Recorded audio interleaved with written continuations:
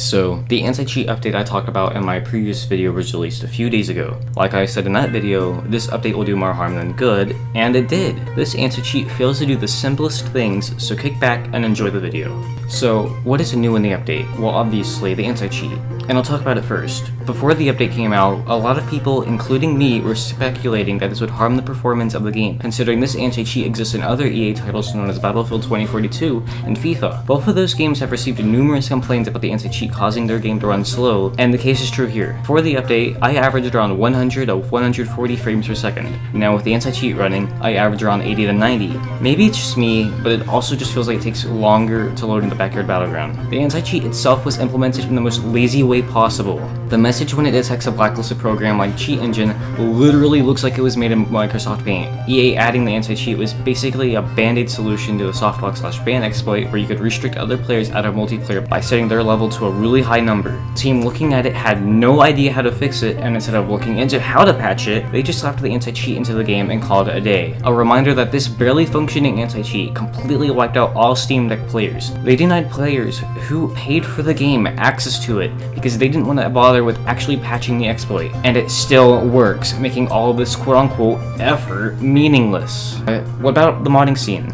Well, possibly to your surprise, it's not completely gone yet. According to the community manager Braddock, we will be tuning EA anti-cheat as we go to enhance our cheat prevention methods, and we'll be identifying and sanctioning players utilizing cheats. Yeah, I don't have very much faith in them fixing launching with mods if they couldn't be bothered to actually patch the exploit. But yeah, mods work how they used to, albeit it's slightly more complicated to launch with them. I'm not going to teach you how, but you can find out how by simply looking around the community. Obviously, this update has been a dumpster fire, and the community is justifiably outraged. So when people complained in the official EA server about it, do you want to know what happened? They started muting and banning anyone that mentions PvZ entirely, even if it was, or wasn't, directly related to Garden Warfare 2. Someone on Answers HQ said they got muted for an entire week just for criticizing EA's shoddy implementation. My friend got banned for simply reacting with a lying face emoji to a mod. EA staff is on some white knight behavior to the corporation because trying to debate or question their decisions will also just result in you getting muted or banned.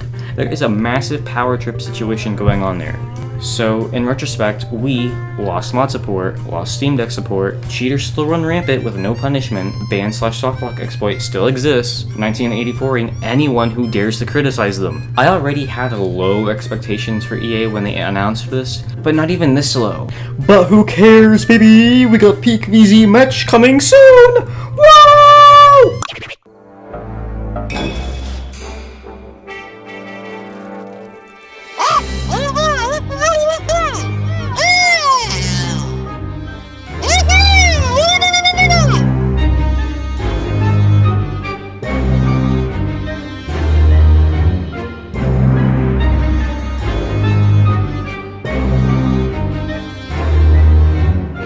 Hey everyone, thanks for sticking to the end.